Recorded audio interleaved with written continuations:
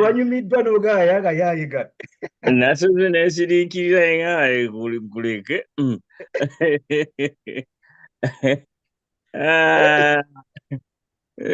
si byangu naye wakoona mu bbali nenzikiriza ne ŋŋamba mu kizimbe kyali kiragira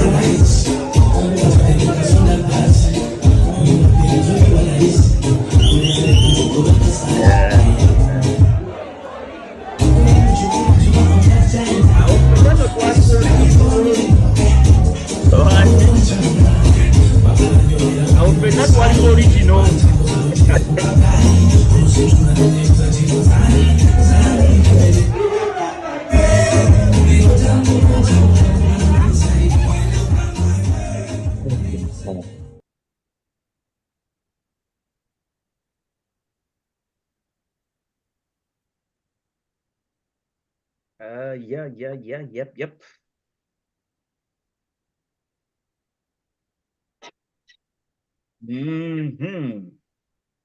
Live with Badigize mukizimbe mwali naye yonna gye kiri kibanga kigwa matu bakwesunze dda naye nga sinabagenda maaso basebo ne banyabo. It's a live show. It's another intro of Euroforum, where we believe creating an impact by communicating with the peers.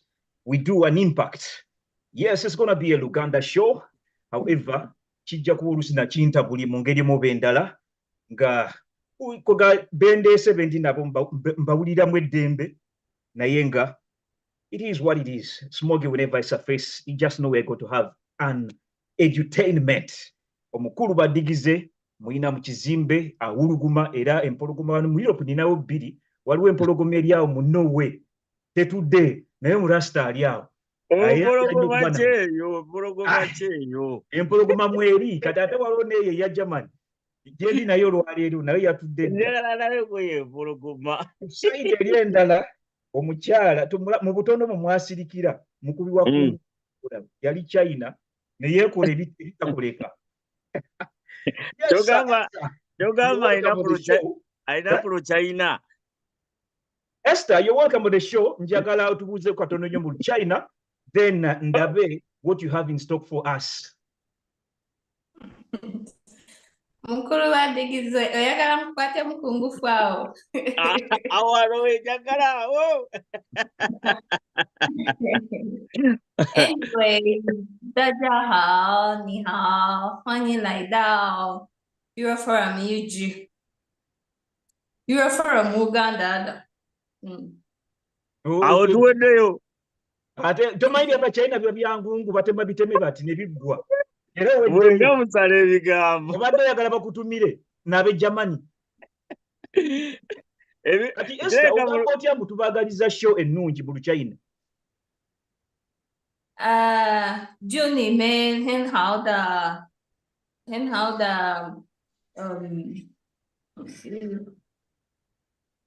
时间，很好的时间。 时间 Kati mwe mu Germany mugamba mutya? Okuleka okubuuza ko twakuwulidde osobola okuwuluguma. N'okugamba mbuno mutambule bulungi mu kyo kiba kitya?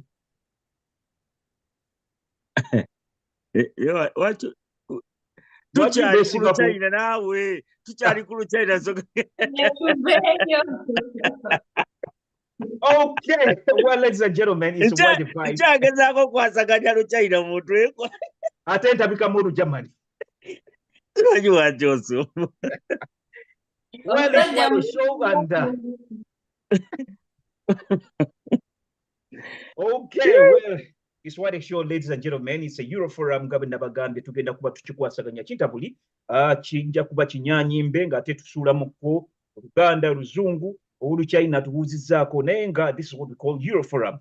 We're still in October, a month which is really vibrant in a way. It's full of vibe in the European areas oba mu diaspora eno emikolo egisinga gitandika okutandika emikolo egy'enkizo olaba ddala nga mulimu ebintu nga Halloween mulimu bigenderera mu US ojja kwesanga we tunaaba tunaatera okutuuka mu Christmas eri wajja kubeerawo zi Black Friday wajja kubeerawo zi Thanksgiving mulimu ebintu bingi biba bitambulira omwo. Halloween egenda kubeera wano this coming week. Kale ne Oktoberfest naye ebaddeyo ensonga lwaki tugenda giteekako nnyo essira olwaleero then oluvannyuma tujja kuba tutunirako katono nnyo highlights ezaali mu German. Bwana Badigize ajja kuba tubulya highlights batya King Saha performance yakola etya with Lydia Jasmine. But all the same, this is what we call Euroforum UG, and the UG aspect brings us back home. Era yensonga lwaki omukyalo ono waali nga wankizo nnyo okutubulira agafa embuga eri ewaffe. Naye kino atero kitunuulira nga kuba torch mu TikTok world kubanga etera nnyo kola summary ekiki ekibadde kitambula ennyo. Yes, Esther, you're welcome to the show. Thank you, Mr. Mogi. My name is Esther. And how's Uganda? Oh, Uganda is really so fine. Cool weather, everything is moving on well. Yeah, nenga omanyi nti Uganda zabu. Mubamu ebitujjako stress, mubamu ebitusesa, ebitukaabya, mubamu kyali ku kino kiyingidde, mubamu kyali wano. Kwegamba Uganda tebowa. Oh, yeah. Eyina a lot of things that happen. Etutwala speed. Eyina entertainment mungi. Entertainment mungi, drama mungi, ebigenda maaso bingi. Naye byengendo tunuulirako ebintu bibiri so far ebibaddewo mu TikTok world bibaddeko bingi naye mu ebyo bingi kanondemu bibiri. Wabaddewo ensonga ya Haji. Abakazi mwatufukidde akabasa. Ensonga nkulu. Mwayitiridde obubbi. Naye bannaye oba osooka omaleyo naye kakikubewo obukubi bujaga Uganda evaawo ebadde n'emisango mingi naye guno gwo gwagaanye. Badigize ejja kuyita edda. Esther sooka omaleyo ensonga zono tajja soboka kati. Omusango mwami Badigize wagambye gubadde ne bajjadesi bangi, opinions nyingi. Tulabye Minister Honorable Florence Nachiwalanga aguyingiddemu. So bangi baguyingiddemu naye kwegamba ebyomuwala nisha byo bigenda biwanvuwa bingi bivaayo. Naye kati engeri omusango gye guli mu court. Katuleke naffe Euroforum katuleme kwefuula bajjajezi naye katugulekere councils abatusingako bago handling professionally then later tusobola okujja ate ne tuwa opinion zaffe wano ne wali. Kyokka ate wabadde tukyali awo ne wabaawo tragedy eyabaddewo bambi kyannaku nnyo ey'omuliro. Omuliro gwakutte ku Bombo Road side yawe Matuga ekigowa bambi. Nga Euroforum okusaasira kwaffe bambi eri famire zonna ezaafiiriddwako abantu baabwe, ezaafunye abantu abafunye obuvune y'abantu bangi bafunye obuvunye. Poliisi yategeddeko bantu nga 11 naye nga kigambibwa nti bangi bakyakona okunoonyereza okulaba abafudde. So kituleetera okulowooza really lwaki ebintu bino byeddamu kuba kadate twali tukyali awo Kawempe still luguudo lwerimu Bumba Road n'abaawo ate ekifo ekyakutta omuliro. So kati mbutuufu kituleetera okubeera nti tulowooza tuyinza kwewala tutya preventive measures ki ze tuyinza okukola nti olaba nti first of all nze mu kulaba okwange ndaba nti abantu twetaaga creating awareness. Nze bwe nali China nga tusoma batuwa class number buli college bagenda nga babasomesa omuliro kino kyekiguleeta fire extinguisher ogikozesa bwoti naye kati oyinza osanga mu Uganda nga population bantu batininya amanyi okukozesa fire extinguisher. Yes, government yateekawo nti zirina okubeera mu ssomero naye ate bantu batininya bamanyi ozikozesa in case akabenje kazze we bayitira ate fire brigade nga bintu byaweddewo dda something of the sort. Ne government yaffe I think okwongera okuteekawo equipments okuzigaba oziteekawo mu masomero mu malwaliro mu bintu ebyolukale ate kati naffe nga otutegedde nti oli maama oli taata kuba kati abantu abo nze kyemmanyi abadde basomba amafuta kuba tulaba nti no bakoze batya okusinziira nga amawulire bwe gatulaze nti wabaddewo driver eyadde avuga naye bwe yavudde mu mmotoka yagambye abantu bannange essaawa yonna omuliro gukola ki gubwatuka naye abantu bakanya okusomba amafuta naye singa abantu abadde bamanyi obulabe ddala obuli mafuta petrol bandibadde badduka buddusi beesemba kyokka ate ne bu videos bwe twalabye bulaga nti abantu asiika capati ng'ayongera asiika capati ali mu kufumba hoteeri so nga badde balina okustopinga nti any spark ereetera omuliro kola ki. So yes, government erina kyerina okukola naye ate naffe abantu tulina kye tulina okukola bulira famire yo bulira neighborwo obulabe obuli ku muliro ki ekireeta omuliro ye we guba guzze kikyoyinza okukola so that ebintu ng'ebyo abantu tebafa ate innocently we batyo tebafa mu butamanya we butyo n'okuba nti kigambibwa nti omuliro we gwakwatidde poliisi yadde tennabatuuka so ne tugamba nti budget ng'esomebwa nga bongera ku ministry ezimu ne fire brigade bagyongere kasente so that abantu tebafiirwa bulamu bwabwe mu massive numbers wezityo kubanga tulaba nti ensi endala ekikwatibwa ku security obulamu bw'omuntu bafaayo nnyo era ba-injectinga nnyo ssente awo so tusaasira nnyo bambi abantu bakyali maziga bakyali mu kaaba naye ffe twongera obbasabira mukama abagumye mu byonna byonna bye bakola ki bye bayitamu embeera si nnyangu si nnungi naye ffe tubasabira nti mukama abagumye. Webale nnyo webale ddala enteesa gy'oteesezzaamu ate n'otusiigira ekifaananyi ate oluvannyuma n'ogeza kulaba ate ng'otuwa ku magezi. Yes, I think it's a wake-up call for the government to always major in the majors and minor in minors. Unfortunately, sometimes third world countries twerabira nti obulamu kintu kikulu nnyo ate nga kyannaku nnyo nti abakulembeze baffe abasinga batambuddeko ne bajja in the diaspora ne beesanga nti balina lessons bayinza okuba nga bapiikinze from this side. But kyannaku nnyo okulaba ate n'ekimotoka ekyabadde kyazze okuzikiza nga kifubutuka ate yiri side Ntebe. So simanyi lwaki poliisi eyanguwa mangu nnyo nga waliwo ebintu kati ng'ebya gavumenti nga okwekalakaasa naye ng'ate ebintu nga bwe bityo ebijjawo obulamu balwawo nnyo okujja naye twongera okusaasira bannaffe bonna abafunye emitawaana mu njege eyabadde Kigoogwa town kyannaku nnyo ekyabaddewo naye twongera obbasaasira.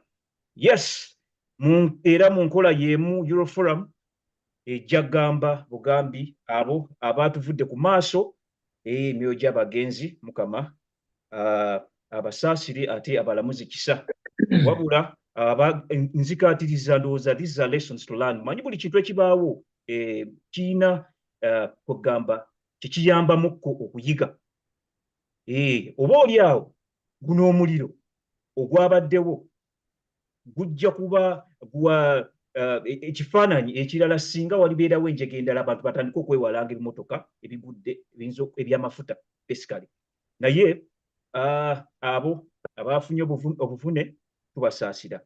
Yes, thank you very much, Lady Esther. But it's the 27th of October.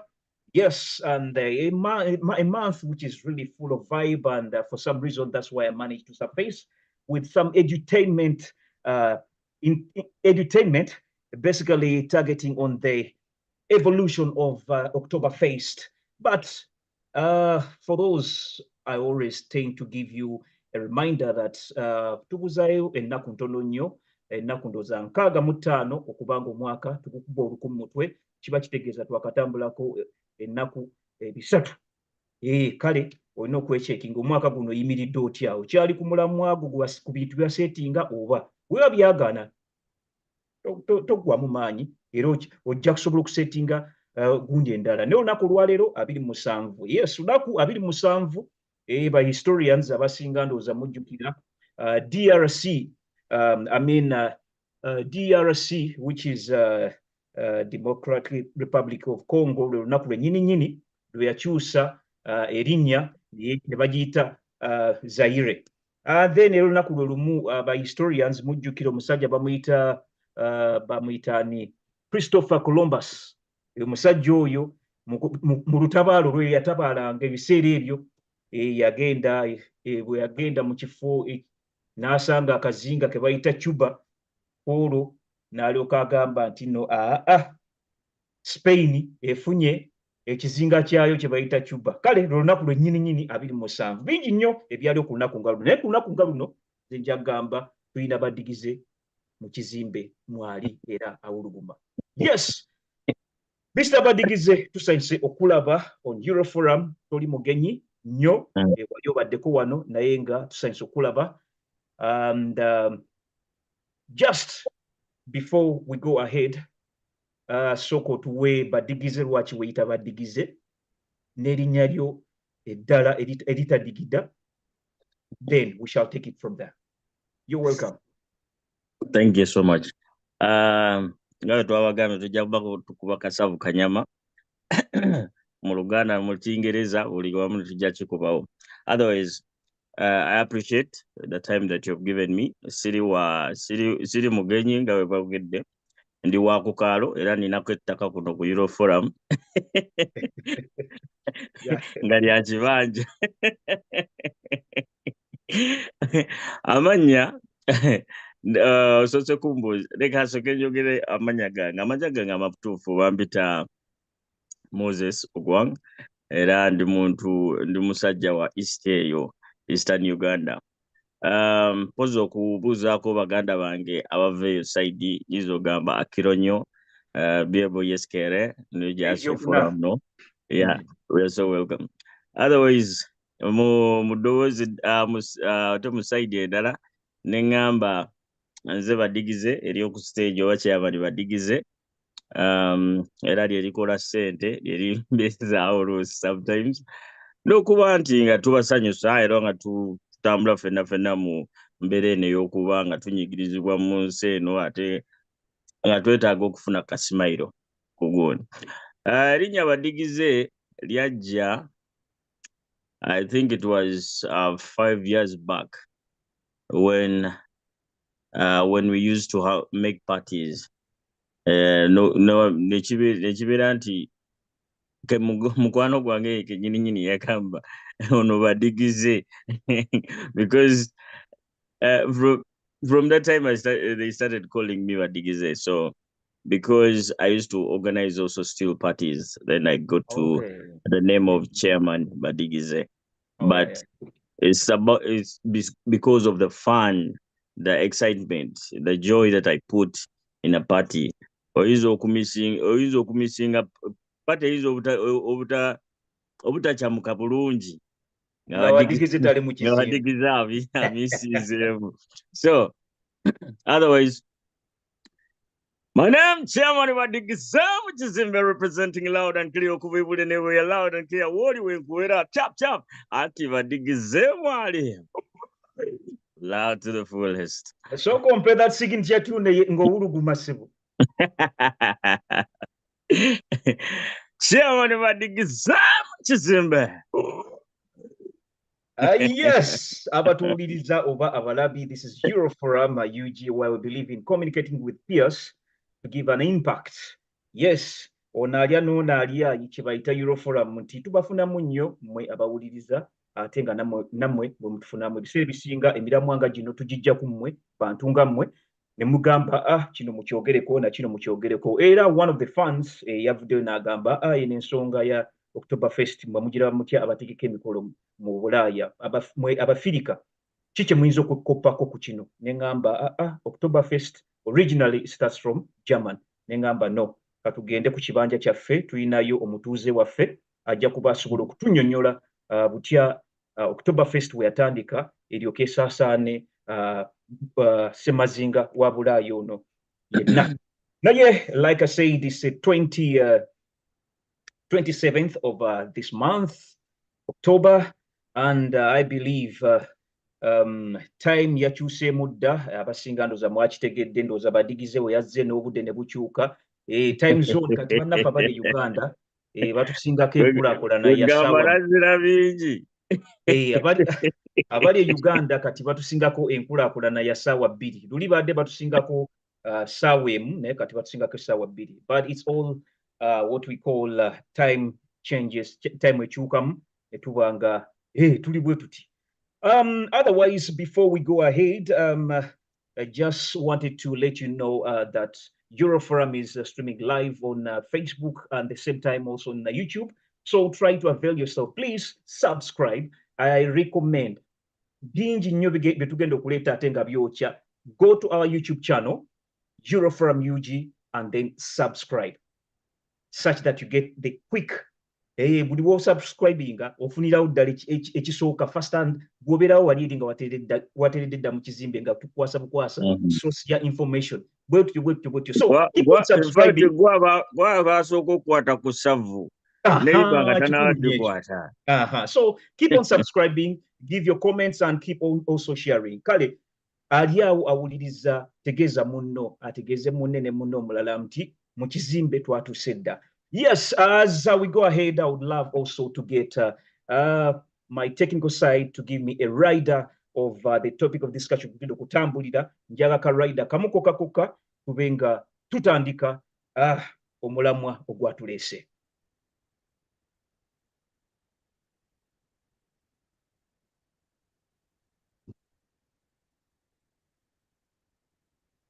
My technician.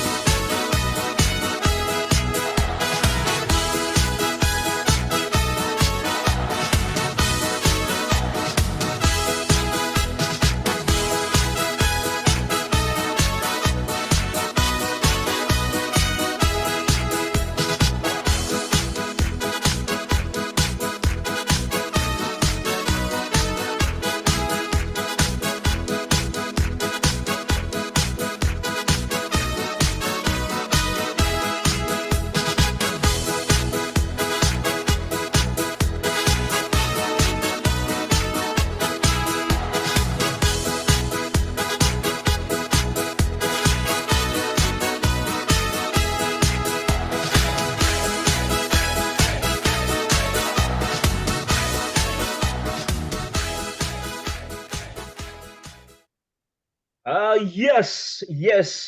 Thank you very much, my technician, Bwana Moses Mugisha, based in Norway.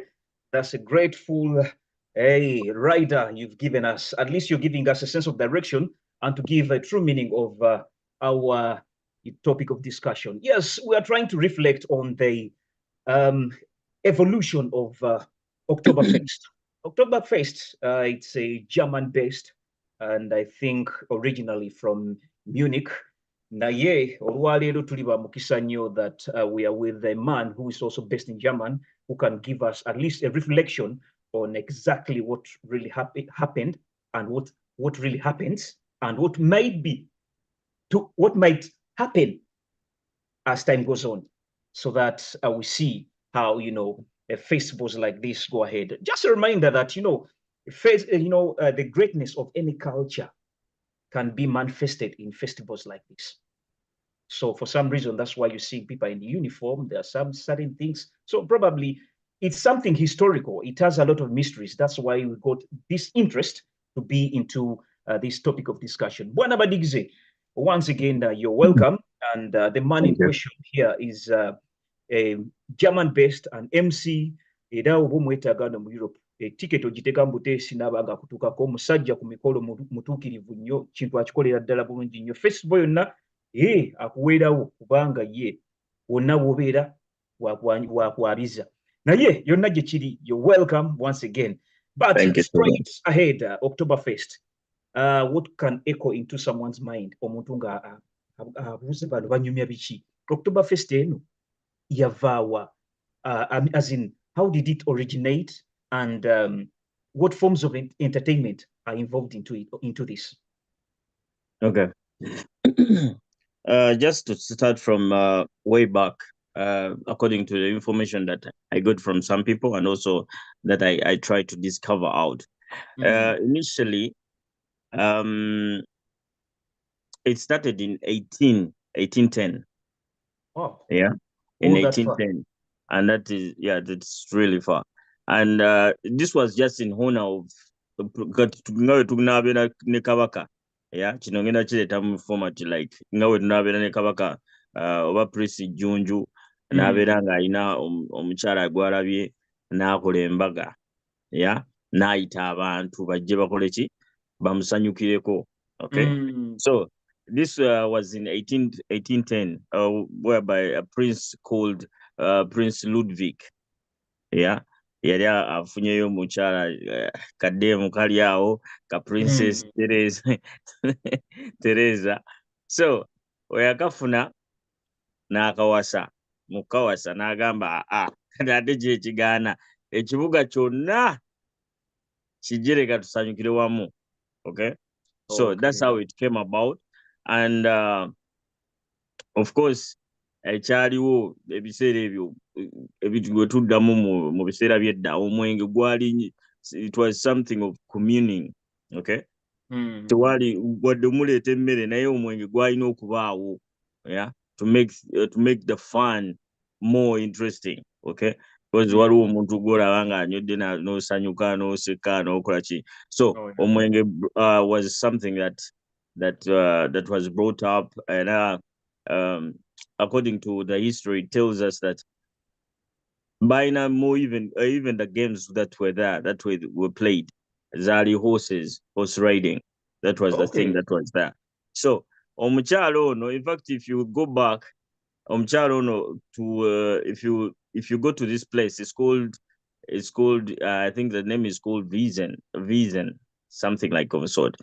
So omukyala, there's a road. In fact, that place where they celebrate this Oktoberfest, it's a very large place. Era amaka gagundi ga kabaka nago gali awo. Go your princess, go your prince. Era ekifo bakita Teresa vase. It's something of a sort. Amanya olulimi luzibuzibumu naye tujja kuba tukikwasaganya ekyo. So that's how it came about.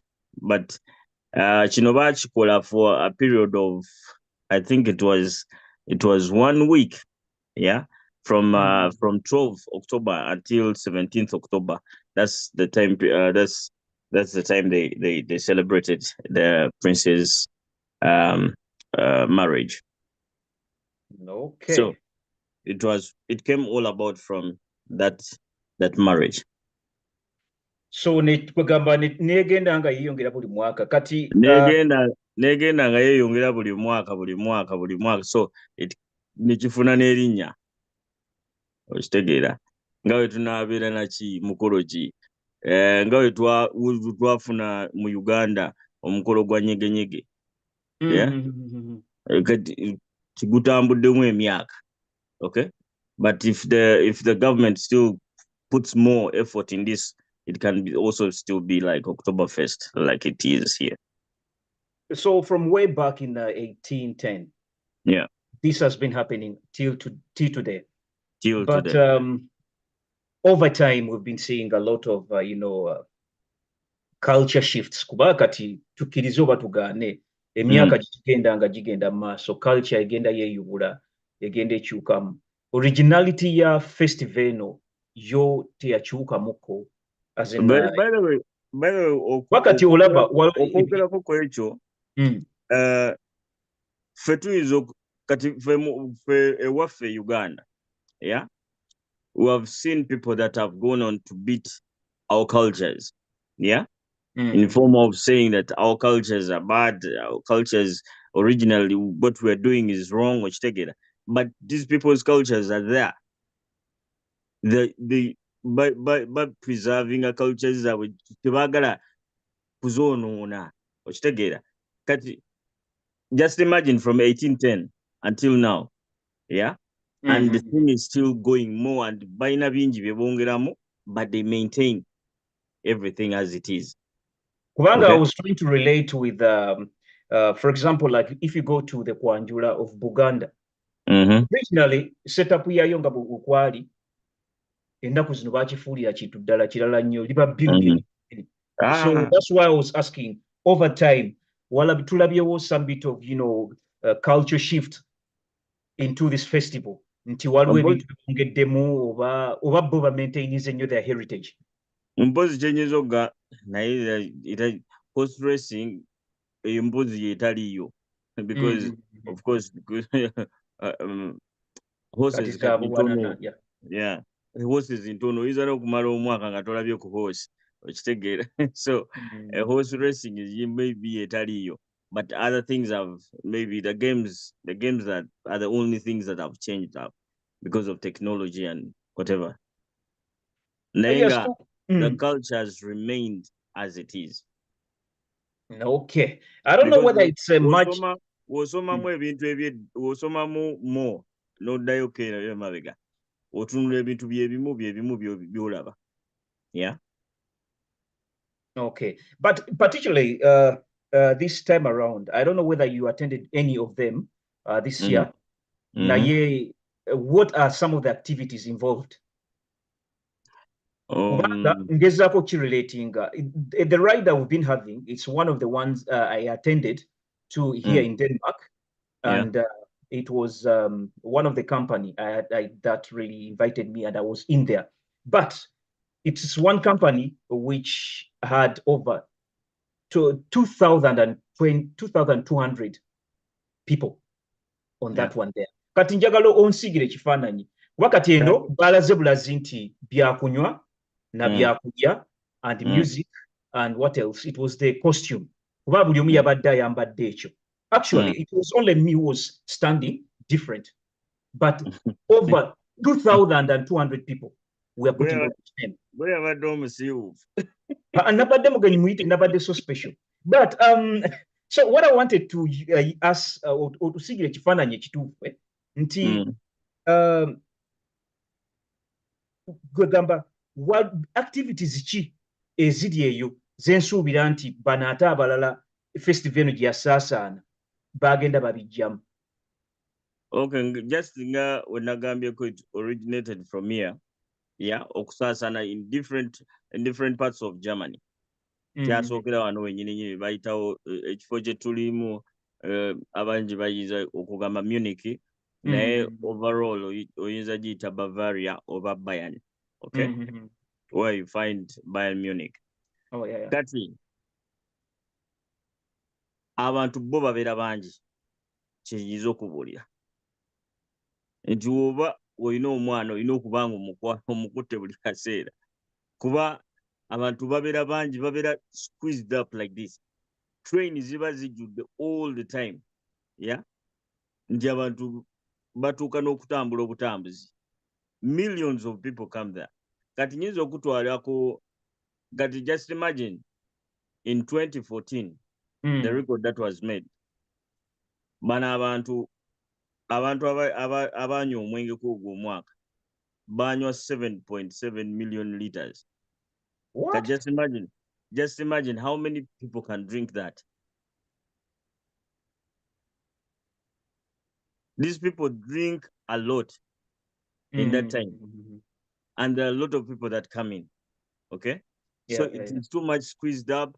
Hotels are expensive. Everything becomes expensive. In fact, 1 month before, 2 months before, hotels are just expensive.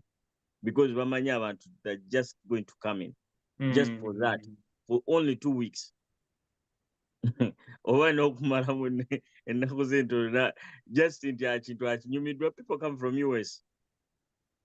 How long does it take? Is it only specifically 1 day over a better week? For 2 weeks. It is for 2 weeks. Kugamba 2 weeks nga muli awo musasanya mu bali na kutamira butamizi. 2 weeks ziba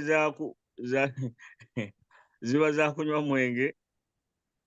Ziba za kugere kwewuuba kutambulira mu ebyo bigundi sijui lyayo ku kigaati lyayo ku ki okitegeera ebyo baamu.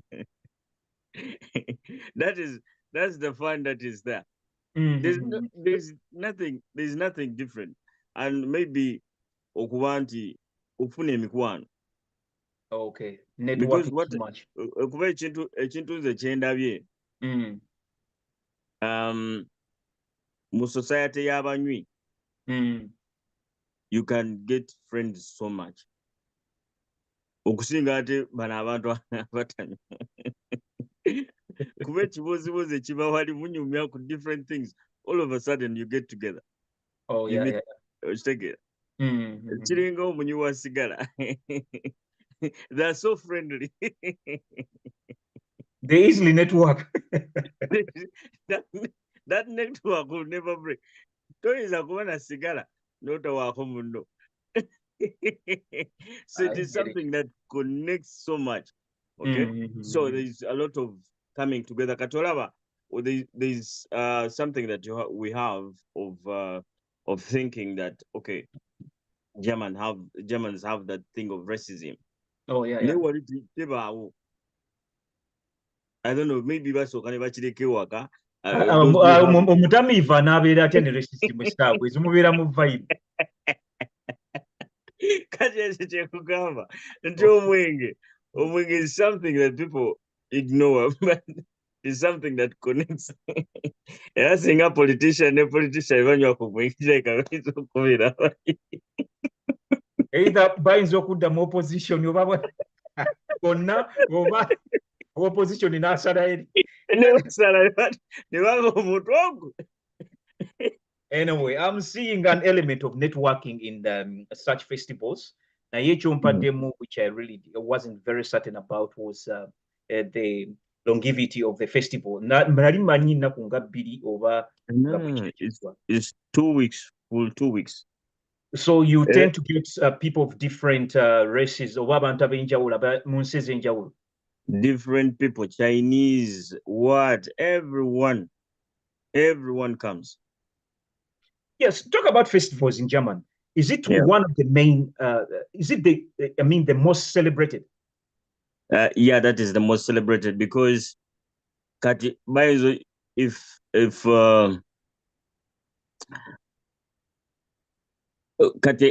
originally it started from here.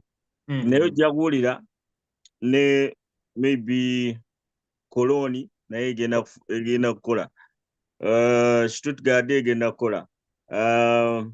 Berlin naye egenda kukola. It is all over.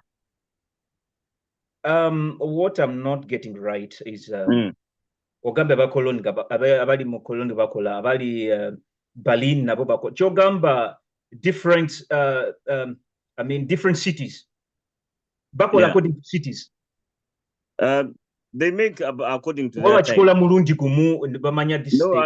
they do it according to I think to their time, but mostly one nyini. In fact, omuntu avane koloni nagamba yotajja celebrating ajja celebrating like this is the origin. Yeah. Nagamba leka ngende eri wenyini ewali abatuufu. Ogwayidde obulungi. Yeah, because ebintu biba bingi. I think this is the biggest. There's no other place because the place is so wide. Kugamba ekitu bakikolera ddala kino kyekyo and many people come there. Yes, kale gwatuulirize yakatwegattako. This is Euroforum, where we believe creating an impact by communicating to peers. Yes, try to go on our YouTube channel and then subscribe. Keep in touch. At least you get first-hand information, whereas let you know nti yes mukizimbe twatusedda gwe nno wa mukisa nnyo aba yakatwegattako ngo subscribing on our YouTube channel. We also live on Facebook. Nawo we tuli tubaweerawo kubanga omudigize badigize mu kizimbe mwali yayingidde ate nga tetukomyawo tujja kwongera kwebaza mwenna abatwegaseeko edda bwana Kasirye Fred nkulamusizaako there was Samantha Elf Kajambo yes bangi mbalaba kwe muli ate kwe bali yes awo nga tuvuddewo katono nnyo just keep on sharing and then let your people know that yes we are just in the October festival analysis. Tulabe ddala ebintu bino lwaki abantu bano batutamira bwenkanidde wano. Kale awo nga tuvuddewo omanyi tulina ekizibu nti nga bwe twagambye cultural shift ejja bintu bingi nnyo bigenze bikyuka kati nga bw'olaba kumanyi nga COVID bwe yajja it affected a lot of spheres. That would see economic sector, the social sector, the political side of it. Basically, all spheres were affected. Biki nnyo by'olaba ebyali byaffectinze ebintu omukolo nga guno festival ng'eno? Nyiza okugamba kituufu COVID ye never left anyone good. It is something that I think bingi bibaddewo ku nsi kuno. This one was something that took everyone unaware and unfair. So ne Oktoberfest ine engeri gyajja affecting them because I remember like 2 years it wasn't there. Abantu bonna baali balindirira maybe they will call it on abantu bagende but nothing. Kati n'abantu abaali kati recently when I went there the beer kimaasa ekyo edda nga twakigula euro zo nga 10 n'ekyali oba ku euro 15 oba 17. Kugamba there's a way it affected people. Nti omuntu yali agenda amanyi nti agenda kunywayo bimaasi bye nga 3 4 ajja kunywa kimu ekitegeera. Ku economy naawe ogiwulira mu kifo ky'okugenda egenda etukkiriza bukkiriza. So yeah, true, there's a lot of shift in that. And I think n'abantu abaliyo for this year, maybe I don't know, maybe because of the fear, because mulimu kagundi ke baali batandise okugamba nti ate waliwo kagundi ka COVID akapya akayingiddewo. Yeah, actually kabadde kasatulating na wano era kabaddemu there is that influenza. I think it made some people relatable COVID. Akapya ako kati oba nako katwagaza ki. Anyway, kaleteramu abantu okwesikamu because there were few people, they were not like before. Because before wali ogendayo n'ogamba genda ku gundi ku weekdays, kuba ku weekend kyo ng'ogenda kulwanira bulwanizi byesuubo olwanira ekyesuubo n'akaana akato nawe oyagala kwewuubamu.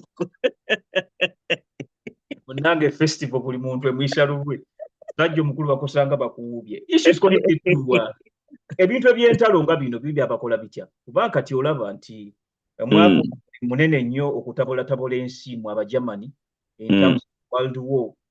Tugambe nti World War yagendanga mu maaso mmwe nga mulimu Oktoberfest mmwe nga eriwe mu kuba abalala.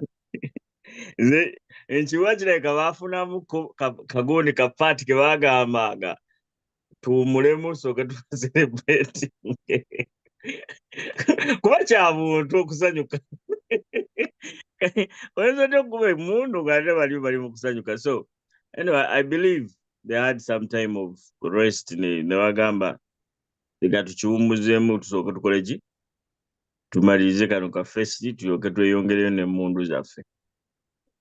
Ako nno kacekinge bulungi kubanga siyinza kulabanga emmundu zivuga ate abantu bagenda mu maaso with the festival.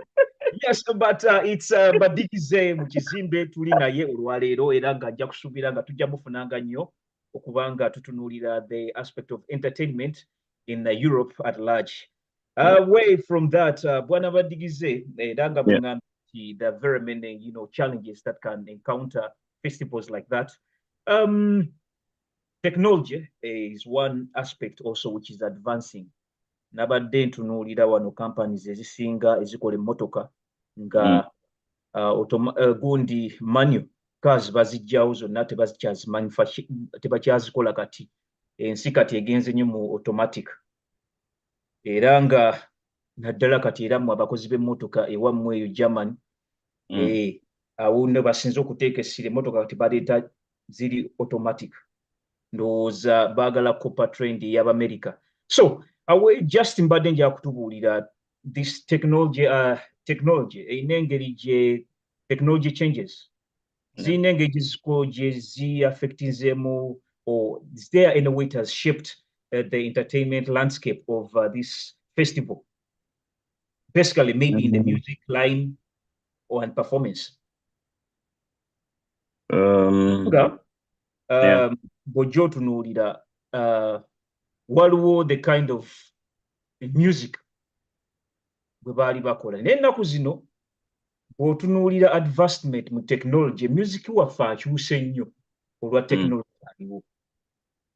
Kati watugambye bano balina culture zaabwe zibadde bakuumye of which ne music abadde naye ng'atambulira omwo naye nga bakuma gundi music waabwe naye technology ono talina wa bwe tulaba nga akyusizzaamu festival in terms of its entertainment, specifically in music. Kati bano abantu okuva nze we natandika okubalaba tebakozesa bidongo. Bwe tugamba technology tebakozesa bidongo, bakozesa ki? Byuma byabwe, bandi. Era bandi ye bakuba omuziki nga namwe mwongeramu okola ki? Okuyimba. Kiri nti vibe kiri nti amaanyi ogayina olumala okukwata eyo gundi yo mass amaanyi obeera ogayina agayimba n'agakola kyonna kyobeera bakusabye. So they use the band. There are different bands that come in different tents. Ne bakola ne ba staging eyo nti gye bajja okuba agenda kuba maybe lunaku lulamba okitegeera nga ne babaayo n'omuyimbi oba maybe guest ye naye naabeeraze kati recently still twabeera I think Arnold Schwarzenegger yakajja emirundi ng'ebiri nga kwenywera ku mwenge. Okay.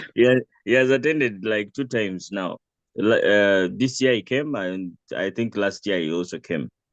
So it pulls different people. But the thing is, they remain on that thing, band again okuba, and their songs also kiringa balinga abagamba leka tukome kweza ennyimba okitegeera balina ennyimba zaabwe okitegeera era ne bandi eva eringa emanyi ezo ennyimba tugenda okusibya essira basibirako essira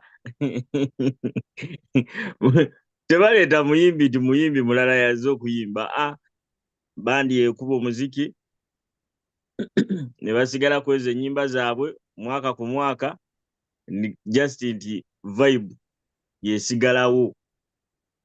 Yeah, it keeps on increasing. Yes, talk about the vibe yesigala kuba kati omanye engeri gy'ogambye ekyo kye basigalako naye tuli mu generation nga ebintu bikyuse nnyo nti the Gen Zs essaawa zino abaana b'ennaku zino the millenniums and then the Gen Zs ebintu babiraba mu another angle. Kati music ng'ono kugamba how bo bapasivinze batya festival in terms of fashion bajagadde ne music kuba kati tugambe yes bibaddewo ne bano abaana b'ennaku zino the Gen Zs and then the millenniums bo bakoze batya have they appreciated the fashion and the music? They just go with what is there. It is just kiringa oba mwana kula n'asigala ng'era still atambulira ku kintu kyekimu okay n'asangawo tino nti oba bamugamba tokola kino okitegeera n'abeera ng'ekyo kyatambulirako kati they go with that basangawo ennyimba era ze bajja okugenda nazo because it's interesting. Okitegeera? Yeah. It is interesting. Basigala ku kyekimu. In fact, it is a continuous thing. It is lovable by everyone. Mr. Badigize. Yeah. Omanyi, I think it's in it should be John in the Bible when Jesus turned the water into wine. I think it was John 2 1 to 11. Bwatyo Yesu bwatyo amazzi yagafuula omwenge ab'e-Germany tebeeyagala. Kaakati njagala nnyo ombuulire. Can you explain the significance of this beer in this Oktoberfest?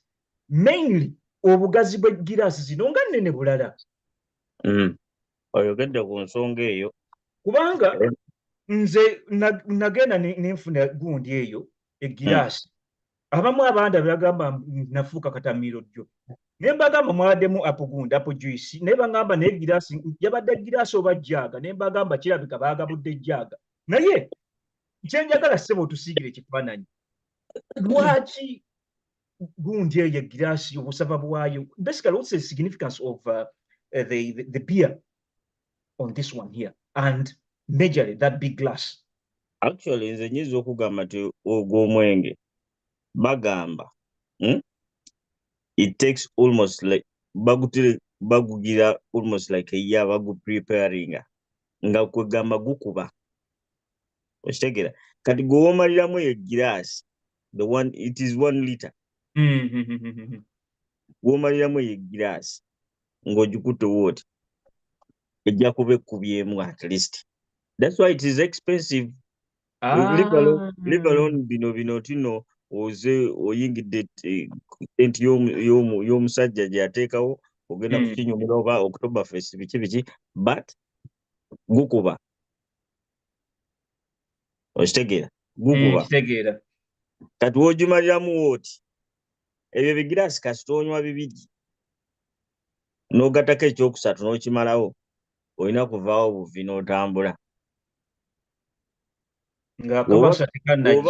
Oba beginner ojja gikoma either makkati oba ojja kusigazaayo katono.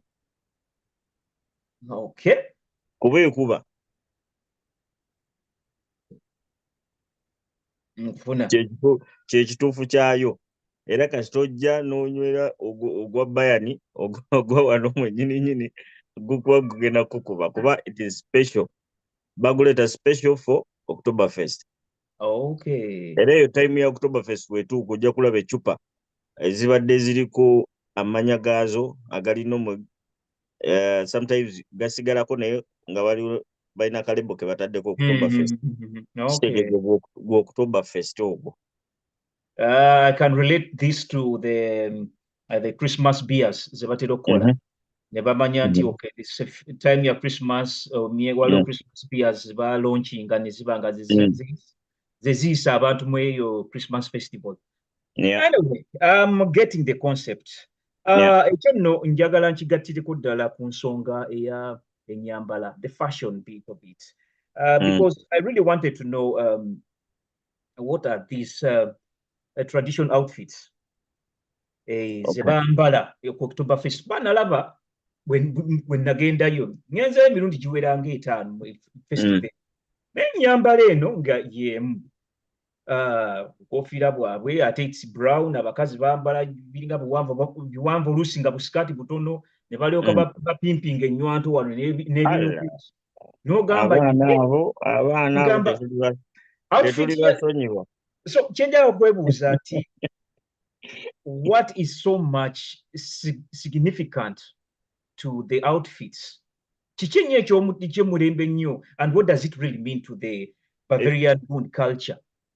In fact, if we still go back behind in the early days,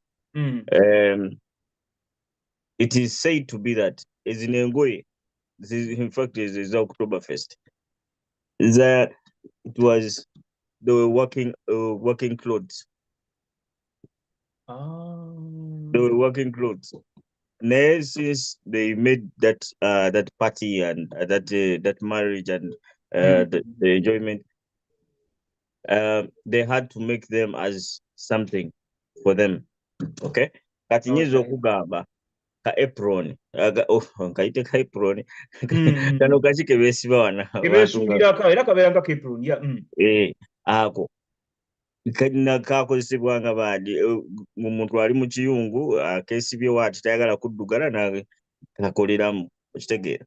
So I'll take this nti ekisooka balina engatto eziri special for us. Oh yeah.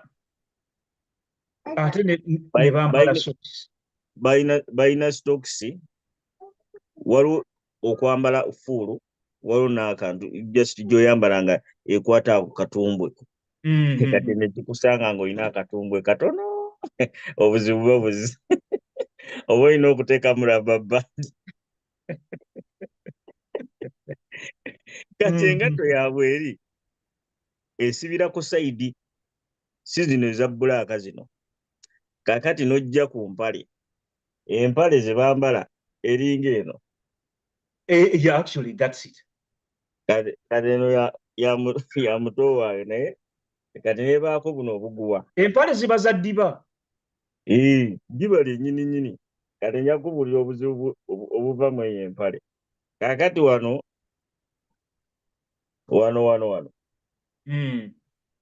Oggulira n'okola ki? N'okola emirimu gyo. N'okola emirimu gyo. So ze zino empale eba ekalubira ddala ogyambala emyaka egiwera bw'oba tokula ne kikuyamba n'otagula ndala. Naye osanga bana ebyana ebikula nga ki. Kaakati kekano akateeteeyi kekano akantu ke nagambye. Akabakyala. Kati ekiteeteeyi ne kibanga ekino bwe kiti omwana n'abimyula wano ebbeere ne likola ki? Bapimpinga bbeere bonna neewuunya ne ŋŋamba abakadde bonna. Kati ate kasikaati kalina okukoma nga wano ku gundi ku maviivi. Okay. Awo kati omwana n'alyoka agukunywera. Kugamba onywa olabako. Anyway, this is zero program for us. That is the dressing, and kati bino bibeera byaba oyinza okugamba byaba okuva okali bavubuka biki naye kati the older people have their dressing. kati ajja kuba ataddemu ekkooti ye ekkooti ng'eriko amapeesa geko gennyini agaalagibwa kugamba yambala n'anyuma n'ogamba kyekyo kyennyini but they're very very expensive. Nzikiriza nnyo nti ku bonna abakozesako ku mwenge ebiseera ebisinga batera nnyo okuwa abantu advice nti togezangako noonya omwenge nga tolidde. Kino nno kinzita ku kibuuzo nti biseera bingi era n'emikolo mingi nnyo. Omukolo tegutambula nga tekuliiko byakulya era bangi basooka kulya ne balyoka bagenda maaso mu kunywa. So for someone yandiyagadde okujja okwetaba mu Oktoberfest, what are those must try traditional foods? Banga watugambye nti bano tebakyusa nnyo tradition yaabwe mu celebration. Waliwo that special traditional food etambulira ku mukolo ogwo. Kati nyinza okugamba kirungi nnyo omuntu n'oba ogenda ku mukolo gwonna kwonna kirungi nnyo okugenda n'osooka n'olya ewaka n'olyoka n'ogattawo bugassi kuba ebintu bibeera expensive kyenyiza okugamba ekisooka. Ekyokubiri emmere yaabwe eri nti kati woba oyingidde tent ojja sangayo ojja kulya enkoko ojja kulya enegundi empunu ojja kulya chipusi n'obumonde nga babusazeesaze nga butono nnyo nga babunyizenyize yemmere gye batunda mu ezo zitenti naye nga yebeera tradition kuva dda. Kati traditionally bajja kuwa kigaati waliwo ekigaati ekyo oba wali okirabyeko kibeerawo ekiti ng'omutima wano nekyewetamu kyekigaati ky'olya ng'onywerako bbiya kibeerako otunnyo tutonotono just to make sure that tebikkuba nkitegeera. So kyekyo ekigaati kye babeera balya ennyo mostly oba okugira mpozi buno obuduuka maybe bukiyosiki bw'oyinza okusanga bayinza okuba nga batundayo hot dogs bukiwe butyo abaana be batera okulya bino kali awo kalinga kaswiti ne karolinga we kati kalinga sponge simanyi oba bafunamu kyawo simanyi awo nange oba ne ice biki ebiwe bityo. Okay. Yes, gwomulabi waffe atuuliza yakatweyungako tuli live on Facebook and same time live on YouTube. Just go ahead by subscribing on our YouTube channel. We have a lot in stock for you, which is really coming, and be the #1 person who is going to get the first cream of this, this stock we're having for you, which is really still a mystery you're going to get. But it's Euroforum where we believe in communicating with peers and then we create an impact to each one of us in a way. But away from that, Bwana Badigize is the man in question today. We're looking at edutainment, targeting the Oktoberfest. And this is the festival which is in Munich, German, and which later circulated in the whole of German. And as years went on, it circulated to the entire Europe. Omusajja atugambye yatandika dda 1810 we yatandikira era esinkanyemu ebizibu byayo World War yajjamu obuzibu COVID n'ebirala naye nga esigadde estandinga just totally different and special in a way, full of fashion and music is just way special. Talk about music. Kino kindese ku otunyonyolemu bulungi nnyo the uniqueness of the mumuita the polka music gobazanya on that festival. Kichenye echi kiriawe kyakabiwachi that kind of music. Kalinga katekino si katekino kaliawo. In fact, back in the days they used to have I call it accordion because I play this one here. Back in the days, Bali Bazanya, something like of this from this one here. Yeah. With technology, bigenze bikyukamuko katono nnyo. And so just I want us to sorry. Njagala ompemu ekifaananyi. Lwaki this kind of music? What's so special about it, and what does it really reflect to the Bavarian culture? Okay, I think it is there. Okay, just like I told you, it is so much of it's still as it is before. Okay. 30. I think that music ekuwa motivation okweyongera. Okay, ekuwa motivation okweyongera okunyumirwa n'okunywa. And since it is ngawe munagamba muyina omupiira naye nga akayimba kemumanyi akateekamu bali amaanyi mukayina so awo kemukuba nemweyongera kugamba it's just like a psych. Yeah? And the harmony of this instrument. The harmony amacupa balina okugakuba ku mmeeza wegati ate ne mukola n'effujjo lingi nnyo nda mulinnya ku kati weba kati nga gundi tenti kati ekutta omuliro omuziki gukunda oyinza n'okulinnya ku mmeeza obalaba balinnya ku mmeeza bakola ki omusajja n'awunzika eccupa egiraasi gy'otidde n'agiwunzika omulundi gumu results n'asooka n'azibawa kwegamba ekintu kyo kya just nga wonoogamba edda twalina ng'ebintu nti boys out, yeah? Girls night oba boys out now today. Ne mugenda nga muli balenzi just kwekubya okitegeera oba bawala bagenze wabweru ne bajust nga bagenze kunooneka bwonoonesa anaabazza yamanyi oba haji anaabakwata oba taaba musango gwa haji nezuuba guveeko baagutugobyeko dda wano. But thank you very much, Bwana Badigize, and I'm learning so much from that. I think to the viewers, I think it's high time you went to go and do a lot of checking about this Oktoberfest here in Europe. But like you said, it originated in German, in Munich. Musajja yatugambye dda nti kyemulaba ekyo Oktoberfest yali mbaga naye ne bagenda nga bakigandawaza, yali mbaga ya mutawaana. Buganda tulina embaga y'amajanja gye bajanjawaza ennyo yafuuka ensonga gy'osobola okuleetinga nga ku ya Kabaka Muwenda Mutebi nga bwe yaliyo. Kale ne bagifuula eŋŋombo nga buli mwaka egenda ebeerayo ne kisaasaana Bulaaya yonna.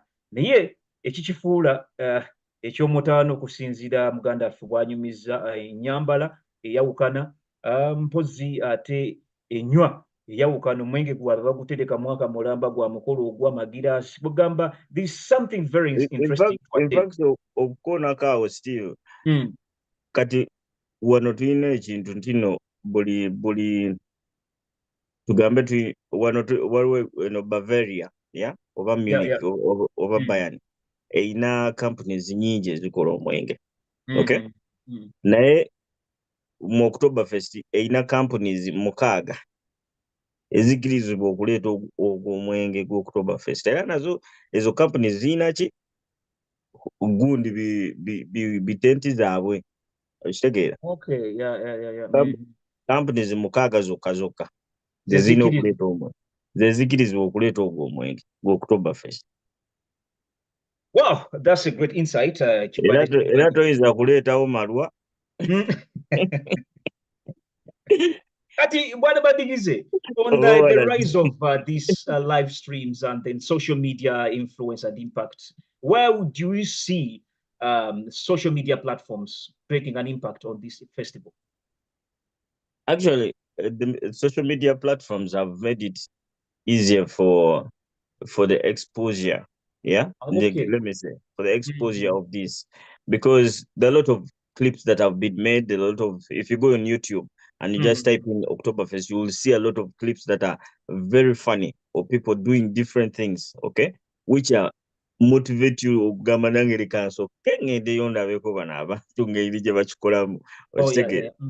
In fact, wogenda ofuna experience ekuleetera okukola ki okukama. Okay, ekirala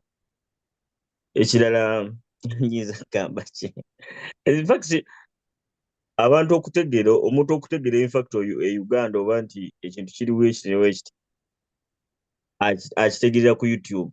In fact nalabako ne Uganda Oktoberfest yatandika. They do celebrate Oktoberfest there. And Germans even move from here to go to that Oktoberfest.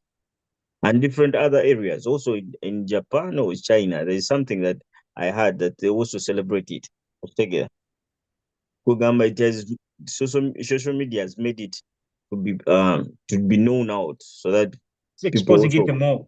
Experience it. Together.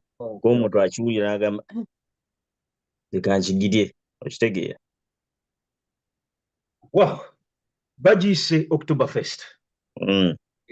Ebeerako ebinnonogo bingi naye ng'ettamiiro lirisinga obungi. Kino nno kijja kundeeta mu mbeera egamba nti bantu banywedde ebigiraasi ebyo bisava nno binene naye there is what we call the aftermath of everything. Enkeera ekibeera mu festival tusiigira akafaananyi katono nnyo ate otubuulire kubanga omuntu yenna anywedde n'ayitako waliwo a price to pay. So how do you treat hangover? Ate tusiigira ekifaananyi kiba kitya enkeera? Ekifaananyi kibawo ekiti. Wali saakunyumizaako nti omuntu bw'aba anywedde ekigiraasi n'akimalamu kimu bibiri kiki asooka okufuna? Asooka okufuna asannyalala. Waliwo oluusi bw'osannyalala kati ekizibu genda ku kyesuubo, ekyesuubo kikuwuubemu. Oyinza okuddizaako ku bantu balansi kyekisooka. Era togendayo oba tolidde tonywa kigiraasi kuba kijja kukubirawo. Oba tolidde nga tolina kintu mu lubuto kikukubirawo. Ekyokubiri, edda before nga abantu bakyali bangi nnyo tetwasanganga abantu kati nkubulyako nti omuntu nga kimukubye ekigiraasi mu traini n'abakontrolinga oluusi babaleka eyo period babamu batonotono. Okitegeera omuntu ayimirira ku mulyango n'akocyuba ng'ayimiridde n'akocyuba omwenge nga gumukubye tayagala kumanya. Kati waliwo kino train okuvuga neekuyisaawo ewuwo osanga oli mu Denmark. Omukwano gwange yali ali mujja mu Munich muno naye leegenda omutwala Australia. Okitegeera kigiraasi yali agenda wuwe nemuyisaawo nemuwingirayo. Kati ekigiraasi kintu kya ttabbo nnyo, kikuleetera okwebaka gwe yalituuse essaawa maybe ovuddeyo ekiro ssaawa 4 kuba baggalawo ssaawa 4 around ssaawa 4. So ssaawa 4 ovuddeyo ebintu bikubye ku mutwe obadde weesuuba okuuyi oba wekka oyinza osula ku baanoofu ng'olinda maanyi gakugira oba ekuvuge mu train nga weebase ekuteekeyo eri ekukomyewo ekugize eyalituuse essaawa 5 ojja tuuka mu ssaawa 7. Ebiseera ebisinga mufuna hangover. Kankubuuze ekibuuzo kitono nnyo. Omuntu omutamiivu omutuufu ebiseera ebisinga aba yayitako mu experience ya hangover. What would you recommend for someone to use to take over the hangover? I would say, according to how I've seen,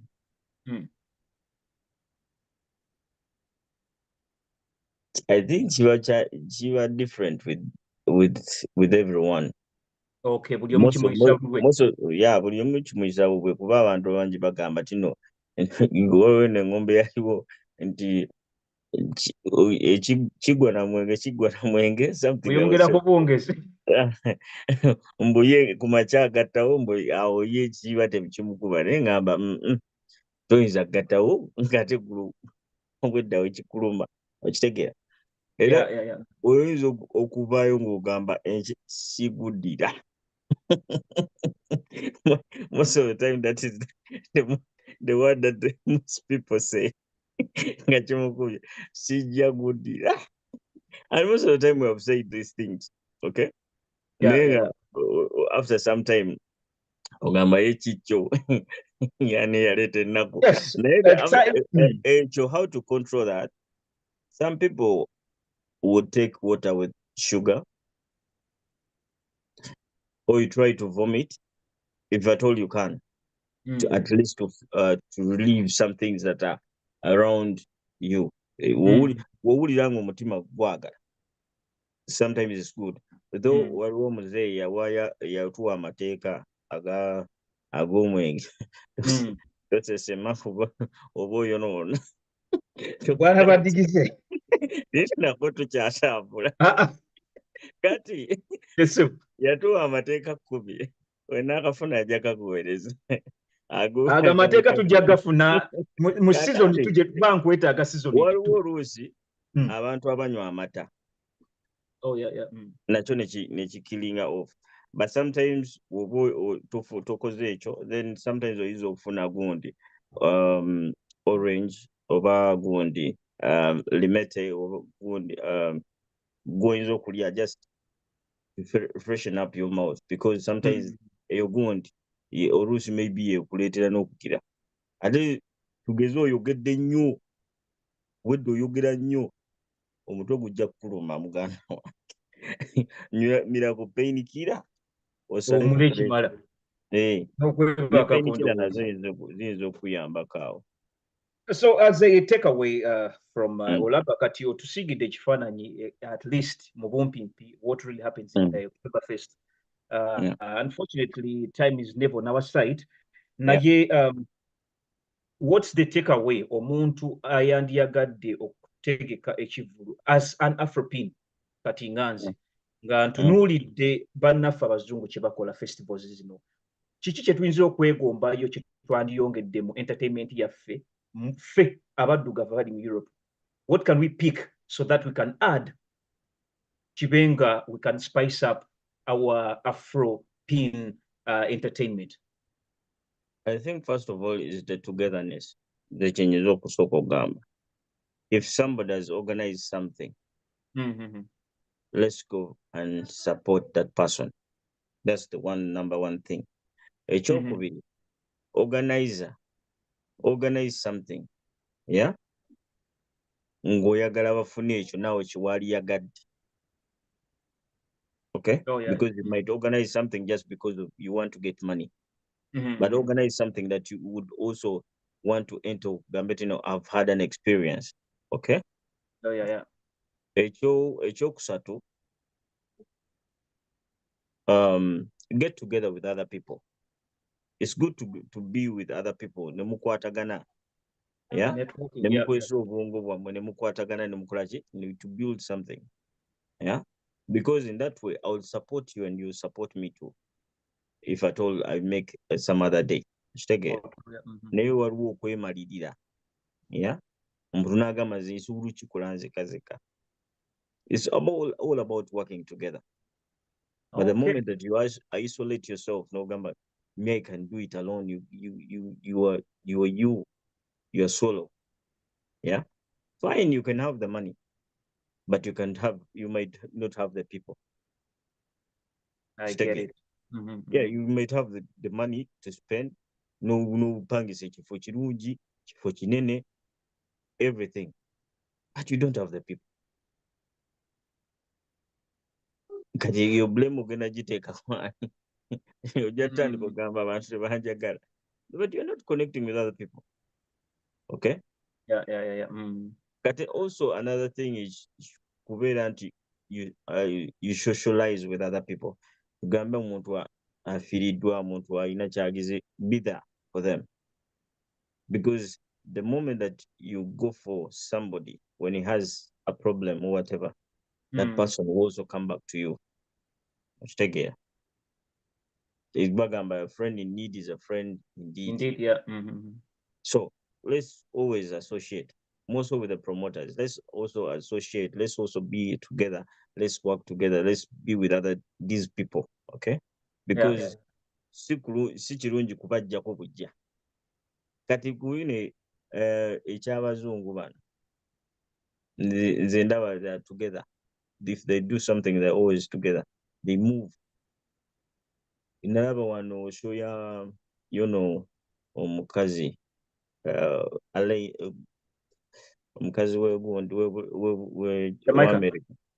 Oh, ani Alaini oba waliwo akakazi kali awo kambala obugoye obumasaamasa kakola show naye buli mwana muwala ng'ayambadde bugoye oli omukazi bw'ayamba nga bugoye kasikaati kampi kamasaamasa kakundi kawanvu kamasaamasa omunene n'omutono bonna nga bambadde ebintu okitegeera. That is support that they have. Nenga ate bano Germany oli agenda kuyimba luzungu. So there's that spirit of togetherness. Oyinza okubuuza omuntu ekintu mu luzungu n'akugamba simanyi luzungu. N'ogamba agenda kuwulirayo eki. Kati nyinza okugamba mu Oktoberfest mulimu ennyimba ez'Abamerika ze bayimba. Take Me Home. Oh, actually, yeah. Yeah. That is one of the hit songs that is always played. It has to be played. How many times? I don't know, but it will be played the whole day. By playing a Sweet Carolina, Sweet Home, bichi, ninga zona za luzungu. I get it, yeah. Ekintu kyembadde nerabidde kati olaba kino ekiglass. If they're drinking, there's a word they say Prost. That is just like cheers. Oh, okay. Nga onogamba cheers, nga onogamba mu Luganda yiba kyogera bati. Waliwo nabuuze bagamba ogabudde. Okimanyi eky'Oluganda tetukiina. Actually kati gwe ali wano atuwuliriza era nga oli musajja owulira olulimi lwa Ssaabasajja mbadde kano njagala nkayiseewo.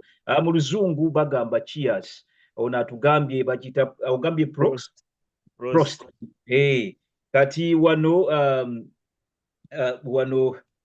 mu kandabe omukyalina teyatubuulidde yandibadde neyagezaako kutangaza naye kati gwe awuliriza munnaffe nga oli munnayuganda oba yenna awuliriza Oluganda ewammwe ekigambo cheers mukola mutya mwogera mutya cheers ekyo nno assignment tugibalekedde. I would have loved to have any questions which if you had any, but since people it's seemingly they are loving the show ebibuuzo olabika byonna obinnyonnyodde bulungi nnyo. Bwana Abu Matovu gamusaako kyakabi nnyo naye kuba online era njagamba mwebali nnyo mwebali eddala.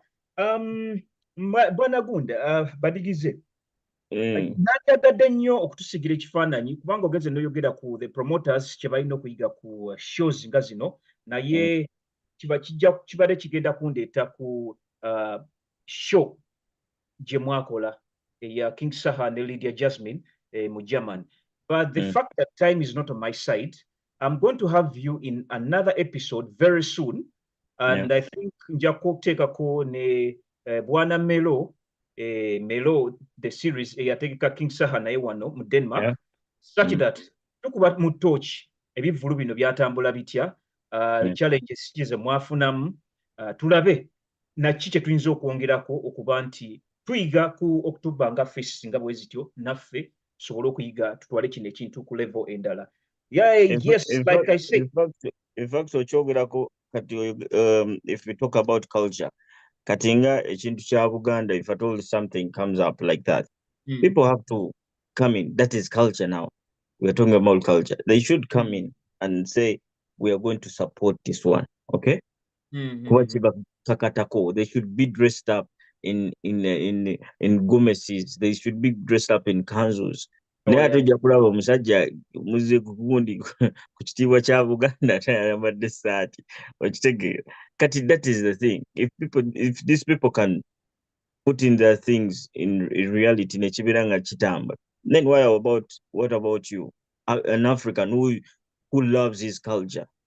Because these people, tuyinza ogamba bo tebalina gundi tino gundi asibuka mu kasolya ka gundi kagundi ne Uganda kyo kiri ekitegeera eno omwana azaalibwa n'abeera yekka nze nalabako omusajja n'aŋŋamba tino zi muganda wange maze emyaka egyo simulaba tamukubira na simu nengiriro ngena gena mulabe okitegeera babira muno mu Germany.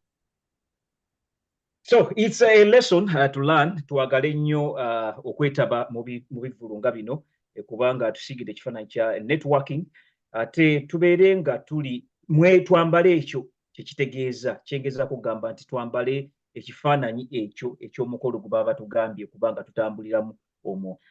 Bwana Badigize is based in German ate nga yabadde atusigira ekifaananyi tetusobodde kumalayo because time is not on our side naye tugenda mufunamu tusigire ekifaananyi ekinene performance ya King Saha and Lydia Jasmine bwe baali mu German.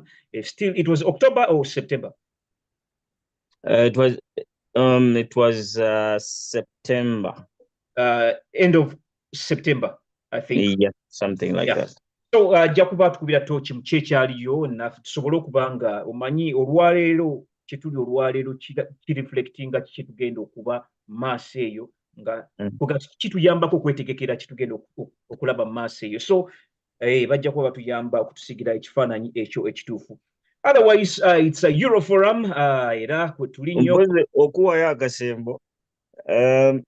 Omanyi we nasooka okugenda mu Oktoberfest nalaba akagundi nava eri nga atambula ne ŋŋamba ekyo ekyesuuba ekyo lina okugendamu oba ki ne baŋŋamba kyoyagala tewali buzibu ne nnyingira ekyesuubo. Ekyesuubo wali osabyeko ku ssaalayo esembayo ng'owulira kati Mukama agenda kugutwala kuba ekyesuubo kyantwala eri mu bbanga ng'ekino ekyakasaawa ne kitwala eri mu bbanga netandika okuwulira empewo. Omanyi owulira empewo ng'ekufuuwako we nensaba essaala yange esembayo ne ŋŋamba okay wano wekiteera nenfa Mukama gasitomanyi nensooka nekitwala lwe lunaku lwe nagamba ekyo ekyesuubo sirikigendako era ebyosuubo byonna byonna nyinza obigendako naye ekyo kyo kyakoma ku olwo essaala yange nagimalayo simanyi oba ndisaba essaala enda. What a remarkable experience. At least you've gotten one for your festival. Yes, abatuwuliriza mpozi nga when Bwana Badigize you have the last remark you want to give us, a last package kubenga we call it a show. Mpozi kyenjagala obbagambako abantu, if you are staying near Germany, if you are in the places of Germany, Banna Mbasaba Busabi, we shall be having the legendary show live in Munich ennaku z'omwezi mwenda November. Kitegekeddwa muganda wange Caesar Balam ne Alice Mo be bategese kino ng'ennaku z'omwezi mwenda November. Come and support this one. It's going to be only 50 euros normal and 70 euros for 50 euros normal, then wali bidala VIP 70 euros ne euro bina abantu batano ku table. Jangu tunyumirwe. I'll be the MC that day. I'll be giving you the best entertainment, and we shall be having Dr. Jose Chameleon and also Mr. Semakula. It will be live and clear. Tujja kuba tunyumirwa buli kimu nga tu anti tobimanyi. What's your social media handles? I'm on Chairman. You can go on TikTok. I'm on Chairman Badigize, and still also on Facebook, Chairman Badigize, and still you can go still on YouTube, Chairman Badigize Moses. Ojja kuba nkwasaganya eyo nkutawanyeemu mpozi n'okuzuukusa abantu gw'oyagala okuzuukusaawo ku makya nenkuwa kivibe kyo. Yeah, I also do some vibes in the mornings, more so on the weekends. If it is a Saturday, if it's a Sunday, kasa vibe ebera ku mutwe nga kikuteyo, mbera ngenda kusumulukuka busumulukusi ntandika okwasama. Yeah, Otherwise, I love you so much. Those people who love me. And soon, chijja kuba kitokota sikisanikire. We shall be having a lot. No kubajukiza. Next year we're going to Finland. Next year we're going to Finland. Tubasaba mwena mugule tiketi za mubudde, mugule mu booking hotels zamwe tugende kukapira. This is another different thing that you people don't understand, but if you come together, jituina convention ya America, we beat that. We beat that as long as you guys come together and we make this thing happen. Come from different countries. Katwafuna ne US yatwegatako. Soon it will be part of us. Katisa is actually partially with it. So last year twali Norway. Chintu chali taratibu sana. Abantu welcoming. We were there. And Finland, the hospitality, believe me, it is 100%. Those people are so welcoming. Kakensane group, whatever you guys did, also a lot when we went there. But we are asking you all guys, Okuva, Sweden, Denmark, Finland, Norway, Germany, Netherlands. The Netherlands. Mwenareka tugende tubereyo. Yeah. Otherwise, we back over for music back last. Oh yes, that was it with Bwana Badigize. We shall be having him in another segment or another interlude within 3 weeks from now. Then we shall be having at least another area of reflection of the performance of King Saha and Lady Jasmine. And this will be fused with Bwana Melo in Denmark, because also he made a massive show here in Denmark. So A.K. Smoggy has been the host of night, but I can't really work alone. Beneath me is a great team. That's from Uganda. We're having Esther, we're having Nalumo Erin, we're having Gibson, we're having in Finland, Samantha. She's also doing a great work when she comes to the show in English. We're having a lady programmer, lady Namokazakoli Navada. And there is another that's Joreen Nasali. She's based in Sweden. She's also a host, and I'm based in Denmark. But with Euroforum, we believe that the more we communicate, we create an impact as we communicate to the peers. And keep on subscribing with the Euroforum UG on YouTube.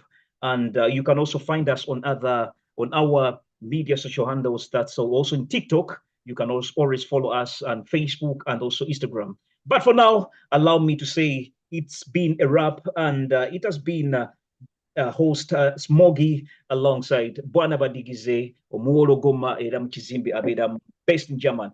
But for now, thank you so much. Thank you, Chewandla. Oh, watu bagambye kale wabagambye bwatyo atugambye abaganda tugamba oboga budde kale this assignment cheers bakita batya mu Denmark tugamba scroll te with German yatugambye prost yeah tujja kulaba. So for now, allow me to say bye bye, and we'll link up in the next interlude next Sunday. Okay. Thank you very much. You're welcome. Feverline Metal Works Limited abakukolera enzige z'omulembe mu mbaawo, glaasi oba ebyuma, amadirisa ag'omulembe, zibalukoni ez'abalodi, enzigi za garaje ez'akabi, ebikomera eby'embaawo ne chain link, amaka kwegamba agamalako aga klasi. Tukuleetedde promotion kuula amalungi gye tutuumye katono oba keke.